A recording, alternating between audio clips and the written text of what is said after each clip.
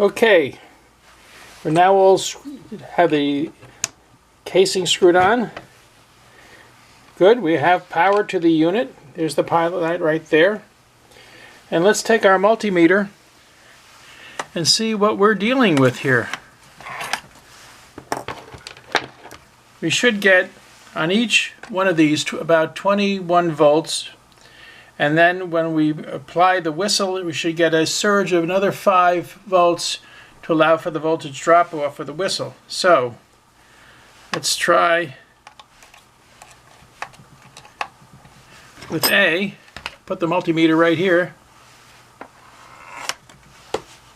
There we go, 21 volts there. Very good. Let's try it with the whistle.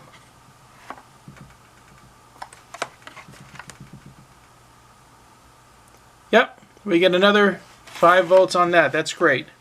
All right, now there's no whistle on the B and C, so let's test them here. Oop, get in there. All right, we got 21. There we go. Yep, 21 volts there. That's great. Let's do the C.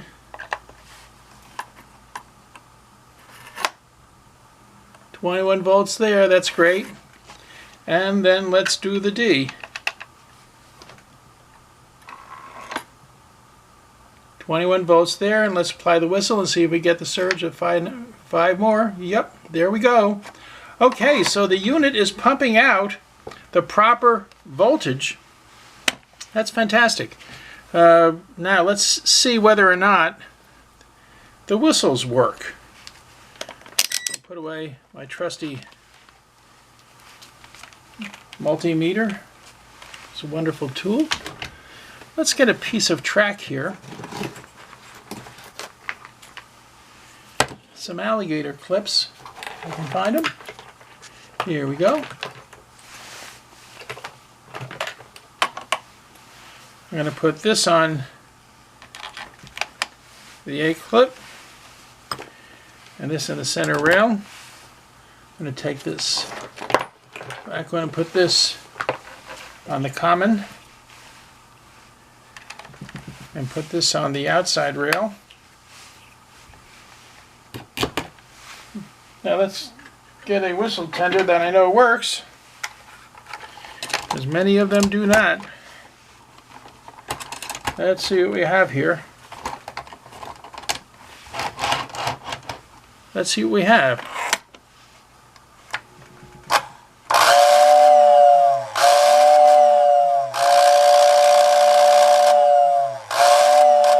Fantastic. That's really great. Okay, so then now let's shift over to the D side and see what happens there.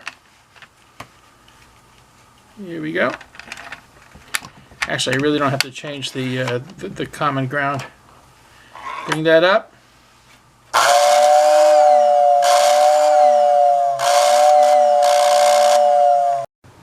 Okay, for this segment, we're just going to address the whistle. It wouldn't be complete without doing some work on the whistle, and the A whistle here was a little bit hesitant. The D side sounded great, but I just thought that the A rectifier disc on this one might be improved upon a little bit. Let's take a look at our options. We have a choice of replacing the old original rectifier disc with a new one, which is a much easier and less complicated installation than before if we were going to do a stud diode. This is 15 amp stub diode, and the issue is several. One is to get underneath and behind to be able to tighten this nut up, as well as the wire that connects from the fast clip down here is not long enough for the diode, so you really have to put a new wire in from down on the fast clip all the way up here to this point in the back. I'll show you a little bit closer when I'll move the unit up. You can use a drum diode too, which does the same job, and it just needs to make the right connections. It's as simple as that. So I don't prefer these. These are hard to solder in.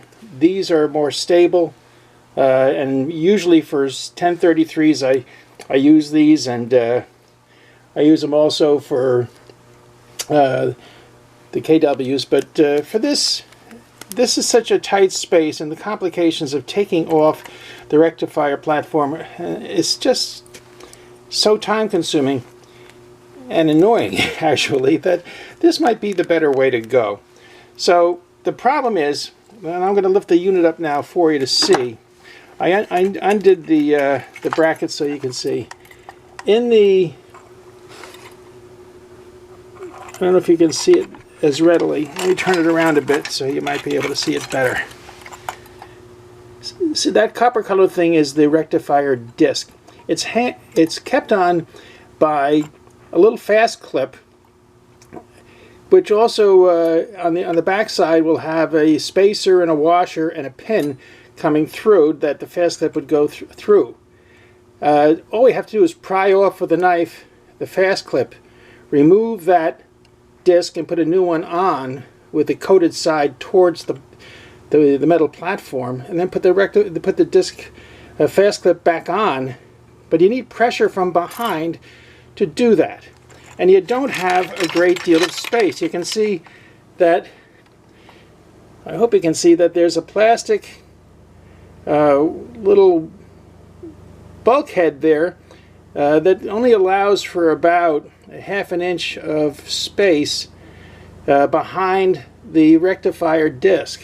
So what I'm going to do is improvise a little bit. I'm going to try to kind of shimmy a small pliers or nail or a wire cutter in there to kind of push against the back of the pin, take off the fast clip, put a new disc on, and using that back pressure push the fast clip back on, and then we should have a perfectly functioning new rectifier disc that should last another 70 years or so.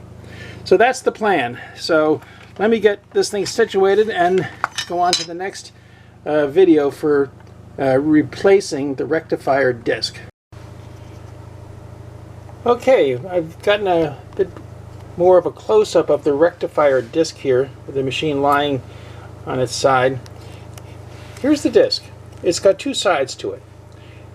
The shiny side is not the business end. It's the coated side that has to be up against the metal of the rectifier platform. So I'm going to put this aside for a moment, and now we're going to take a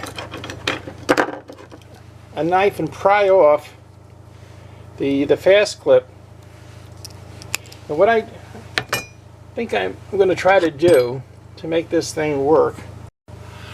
Okay, so now what I'm going to try to do, I've moved the core out of the way. I've pulled up some slack on the power cord to get that away from being an interfering element. We still have some wires here that are annoying and in the way. This one is attached to the rectifier fast clip, so we don't have to worry so much about that, but the other wires have to go. We have to kind of move them out of the way so we can put the disc back on. So let's try to get these fellas out of the way.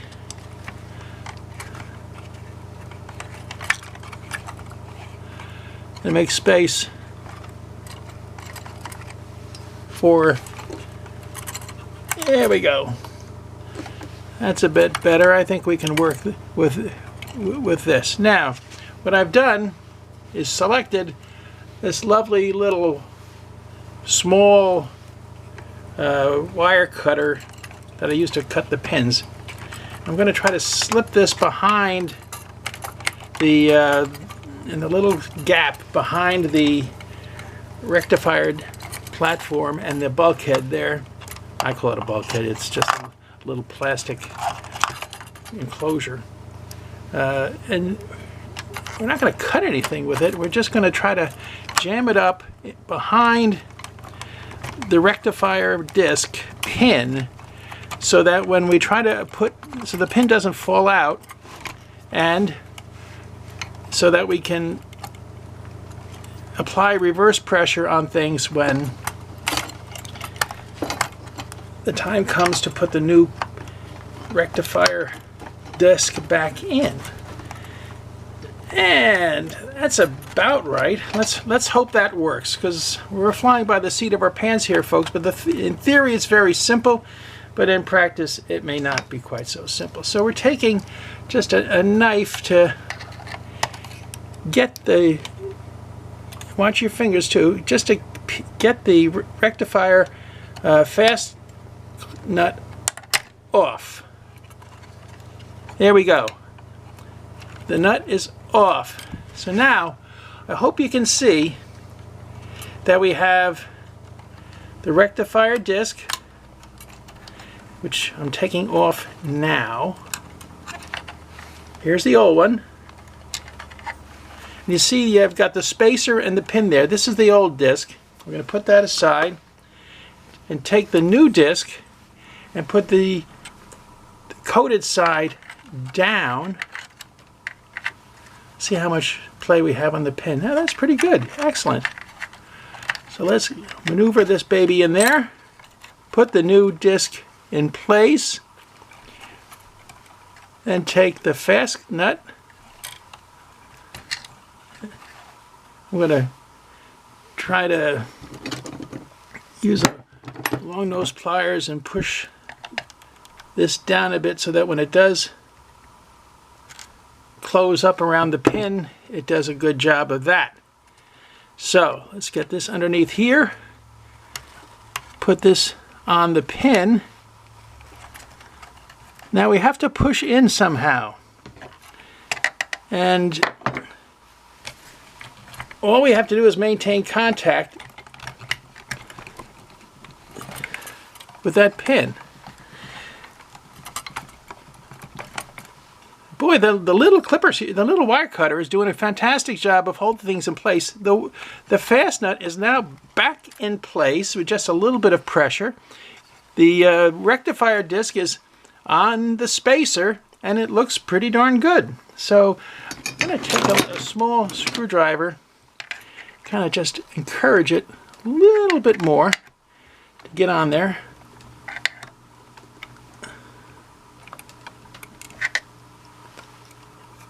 That thing is good to go. So now the only thing that's left to do, we didn't have to take apart the whole platform. That was all there was. And this thing should last another 60 years or so. So let's now pull back. I'm going to take the wire cutter out. Thank you, young man. You did a fine job. Good. Excellent. We're in business without having all the nonsense of taking this off with the two greased pieces of paper in very tight spaces and trying to apply the stud diode. I love these things. They're very crisp, and there's no hesitancy on whistles when you get them in. But being pragmatic, what do we really gain more than these newer rectifier discs? They're very good, and they work well. And they're simpler to put in. So that's what I'm doing on the A side, but the proof will be in the pudding. So now all we have to do is put the brackets back in, put the core in place, and screw everything back together again, and we're done.